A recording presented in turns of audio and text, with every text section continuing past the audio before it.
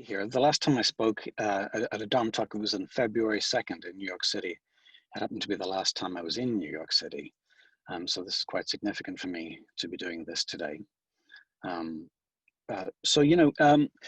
Last week, when our president was being shuttled off to Walter Reed Hospital, a friend of mine texted me. We were all kind of like wondering if there was some kind of 10-dimensional chess going on pre-election. And he texted me a link to a Michael Moore podcast. And I didn't know that Michael Moore did podcasts. And Michael Moore, for those who don't know, is a left-wing activist and a filmmaker, an Oscar-winning documentarian. And so he said, I think he's got Trump's number. So I listened to the podcast, and he said something that jumped out at me as a Zen practitioner. He said that Trump is evil. Now, the word evil is a rather strong word to use. We don't use it in everyday parlance unless it's kind of like ironic, like that evil cat, or, Ian McKellen as Gandalf in the Lord of the Rings, stretching evil out into a thrift-tongue word, like evil. It has a sort of a funny connotation, but it's in our code of ethics as Zen practitioners. It's the first pure precept is ceasing from evil, or to cease from evil. And we here say in our Zen tradition, not knowing, thereby giving up fixed ideas about myself and the universe. This is ceasing from evil. And I remember when I first came across that, I thought, wow, not knowing and realizing that I'm not separate is the opposite of evil. So that was kind of a bit mind-blowing for me, actually. Because of course we do want to know, don't we? We always want to know. We always want to know things, and there's nothing really wrong with knowledge and inquiry, and that's all very important. But not knowing can also lead to fear, panic, anxiety, apprehension. And right now, we don't know what's going to happen in November. We don't know if votes will be counted, et cetera, and we can go into all this prognostication and apocalyptic thinking in our minds. And the fact is, that's not happening right now, is it? We're right here listening to me rabbit on to you about evil. But human beings, it's a biological imperative for us to know, to want to find out.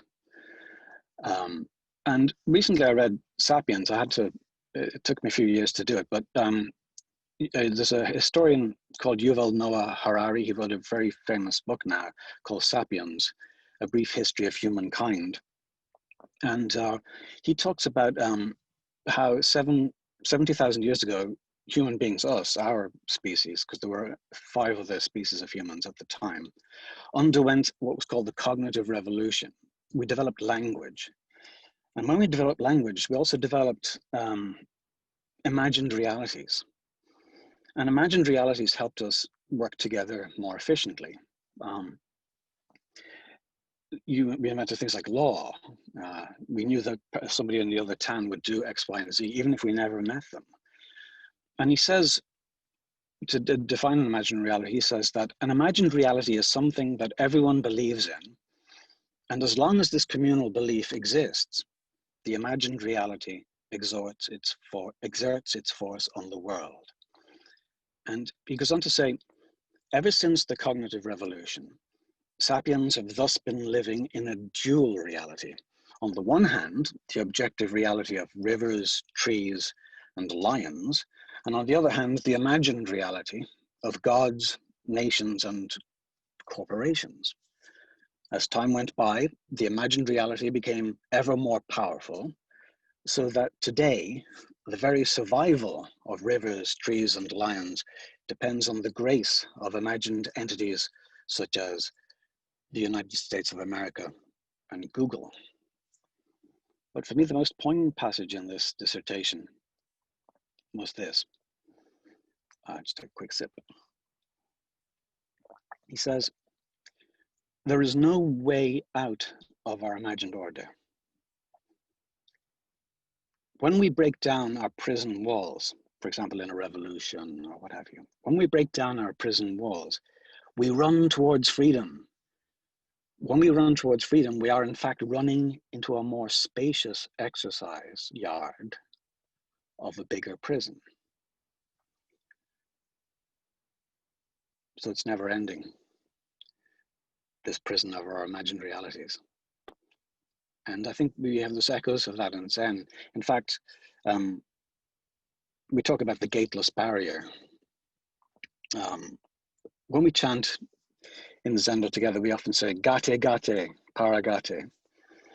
Gate is loosely translated as gone, gone, or beyond, beyond. Go to the farthest shore, go beyond. In other words, go beyond the prison wall. And it's always struck me as a bit ironic that it's spelled the same as gate, gate, gate. But anyway, that's just the way my mind works. But this I'm getting ahead of myself here. This imagined reality means that it's part and parcel with our ego, our sense of self, our own sense of small self, if you like, and a sense of identity. And this ego of ours, it doesn't really care what identity it has; it just has to have one. And once it has one, it defends it to the hilt. And this leads to tribalism of sorts over time, of course. And it's no wonder that. After our cognitive revolution, there are no more species of humans except us. We still don't know why the other ones went extinct, but we did cohabit with them. So this sense of self runs really deep. It goes back into our evolutionary history, and it's funny. One of the bands people talk about together, one of the kind of tribalisms people talk about today, is this QAnon conspiracy. Which is born out of fear and panic, and people who are genuinely afraid. It's mainly non-college educated whites who are part of this. They believe that politicians, left-wing politicians, are kidnapping children for sex and to eat them. But one of the other things that one part of them believe is that the society is run by reptilian aliens in human form. And there's a great documentary on Netflix right now called The Social Dilemma, and it's about Facebook, and I urge everybody to see it. But Tristan Harris, one of the people who featured, I think he's actually behind the film. I heard an interview with him, and he said, QAnon are onto something. We are being run by reptilians in one sense. He said, every time you turn on Facebook, there's a supercomputer pointing at your lizard brain, and it's modifying your behavior without you even being aware of it. So, we're all in our own little private Truman shows here, being guided by this unseen force. I found it very funny, but also in a tragic comedy kind of way too. So the self leads to a sort of us versus them mentality, this kind of tribalism that we've evolved to become part of. Now, I was born in Ireland, and I grew up in Ireland, and Ireland was a sectarian society. Sectarianism is a kind of bigotry that's based on religion. So it's kind of like racism without the race, but more to do with substitute race, you just put in religion. And a great example that we all are probably familiar with is the former Yugoslavia, how religious and ethnic tensions were kept under the lid. Everybody kind of looked the same in Yugoslavia. They're all white, Caucasian, but they were either Christians or Muslims. And when the lid was taken off after 50 years of communism, it just demagogues exploited that, and they went to start killing each other. First genocide post World War II in Europe.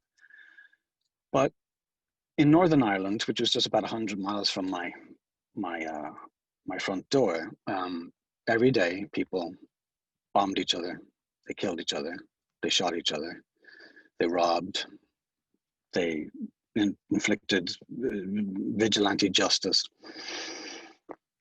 And it was Protestants against Catholics.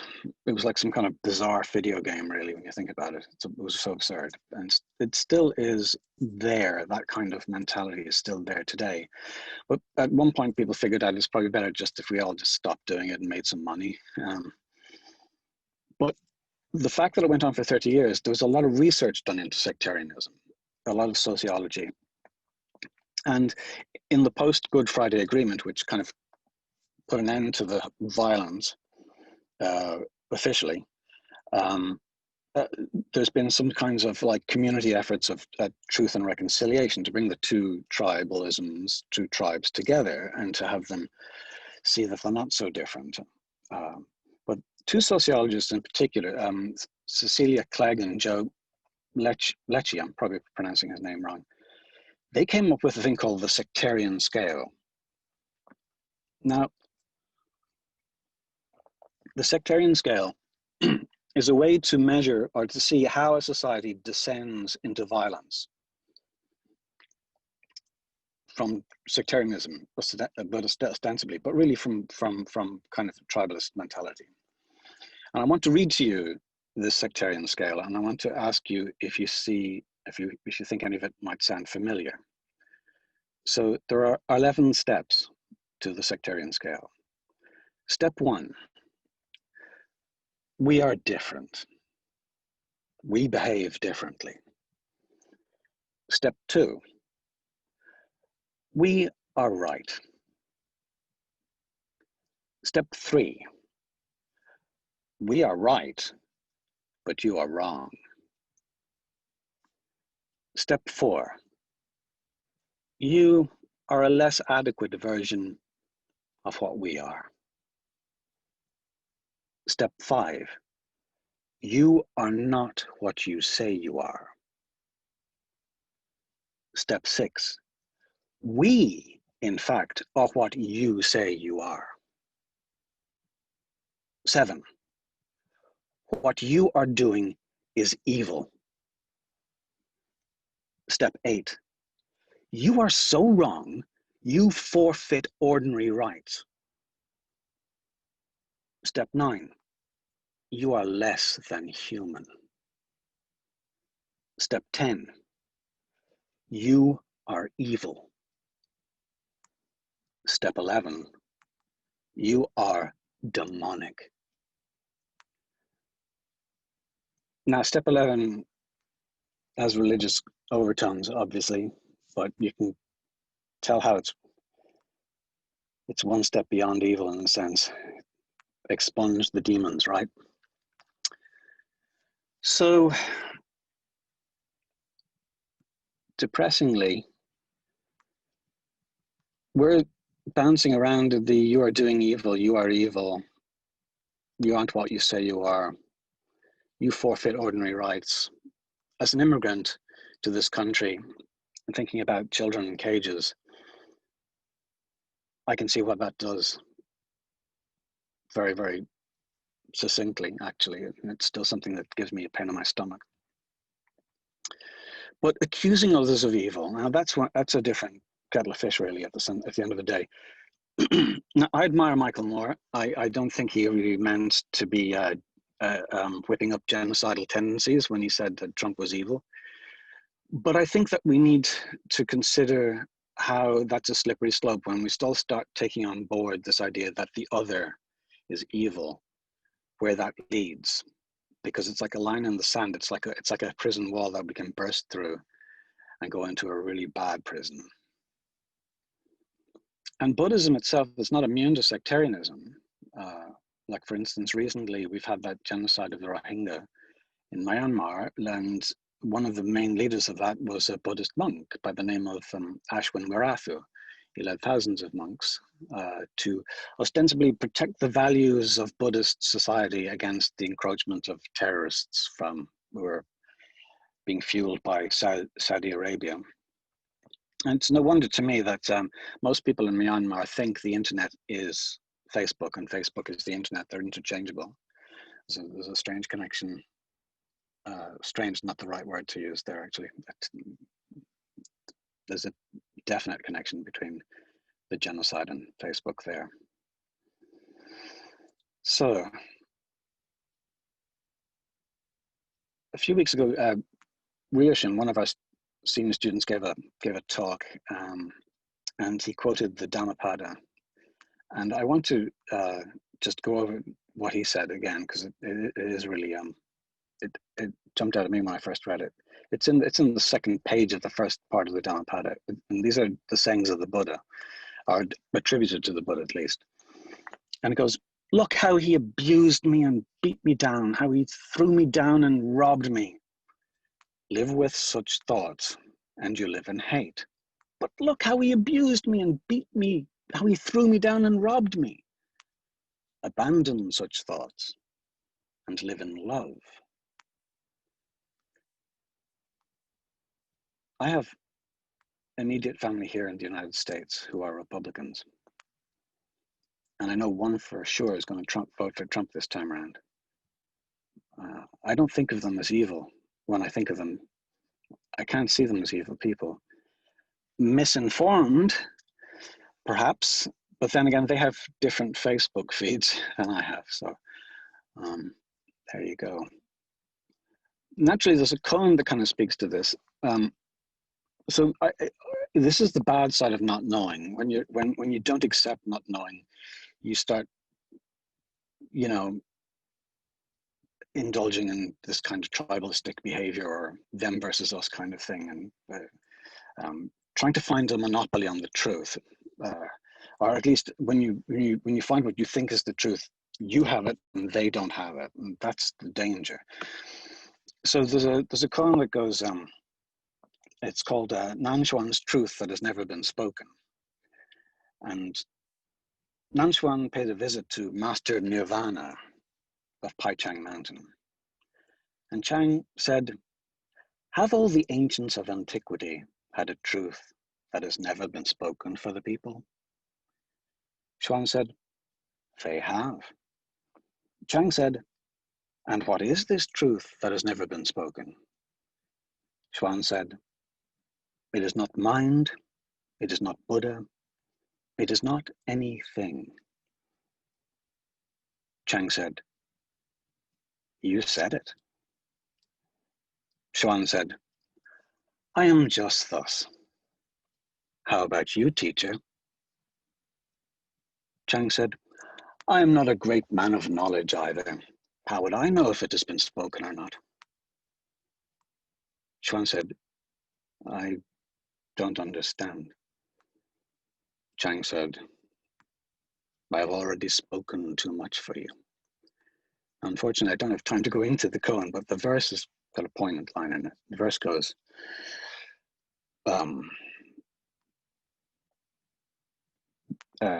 ancients and patriarchs have never helped the people. Patch-robed monks past and present running neck and neck. When bright mirrors are on their stands, the range of images differ. One by one, they all face south and see the northern dipper. The dipper's handle is hanging down. There is no place to seek. When you pick up your nostrils, you lose your mouth. I love the image of the bright mirrors on the stands. We're the bright mirrors. And we reflect the reality around us as it reflects us, but it's all different. The images are different on each stand, if you like, but at the same time, we're all bright mirrors.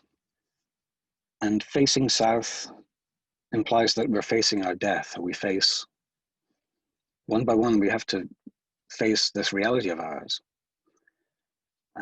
And in not knowing and trying to seek for something, the koan urges us to say that there is no place to seek. As Nanshuan says, "I am just thus." So we can find, in an acceptance of not knowing,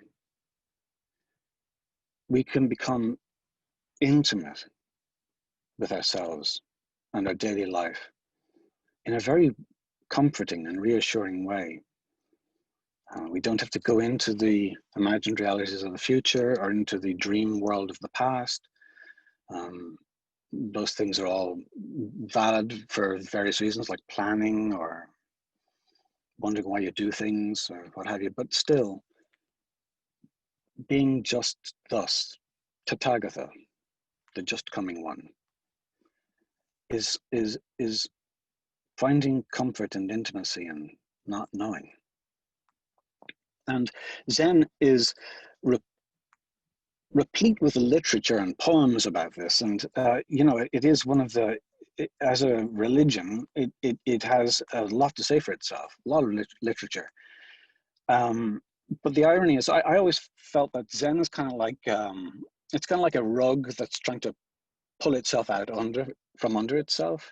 It almost like uses language against itself and uses its liturgy, you know, to trip you up a little and make you think beyond those prison walls. But in our imagined realities as human beings, we also do this in other fictions as well. And our art and architecture and our music and what have you can also point outside those prison walls. And so I'd like to leave you with a passage from a short story I came across recently by an Irish writer by the name of Colm Tóibín, or some people call him Colm Tobin here. And this is a short story about these ancient people in Ireland who built megalithic tombs, one of them in particular, Newgrange. And on the shortest day of the year, that's the title of the short story, by the way, it's called The Shortest Day. The sun comes up on the 21st of December and shines down this passageway in this megalithic tomb and illuminates the funereal chamber. And the short story is about the professor who discovered this in the 1960s, but it also speaks from the dead's point of view, these ancient people that we know nothing about. They were pre-Celts, these tombs were built before the pyramids, they were built before Stonehenge, and yet they had an extraordinary sophistication when it came to like the mathematics and their astrological symbiosis, if you like. Anyhow, there's a passage in the short story that really jumps out and is apropos to this, and I'd like to leave you with it. And the dead, so in context, the dead are arguing among themselves about what they did good in their lives when they were alive, etc. It was not what they did in war that made them proud of their past, they said. It was what they had done in peace. It was the art they made, the homage they paid to mystery and beauty. They offered tribute to strangeness because it was strangeness that they appreciated most in the world when they were alive. They saw the world's meaning as beyond their grasp, and they relished not understanding it. They saw each other as creatures not to be easily known. Thus, it was the strangeness of the night sky and the seasons that they loved and missed. The strangeness of fire and water, the strangeness they noted in each other. They had sought to work with that strangeness so that death, when it came, would be less alien to them. They became fascinated by angles of elevation, by the rays of that light could make, by weight and stress, by lines cut into stone. They had loved making carvings on stones that would face inward and would never be seen. They would be studied by the dark itself, as though it were a living thing. And for them, the purpose of life slowly became a way of not being afraid of the dark. Thank you.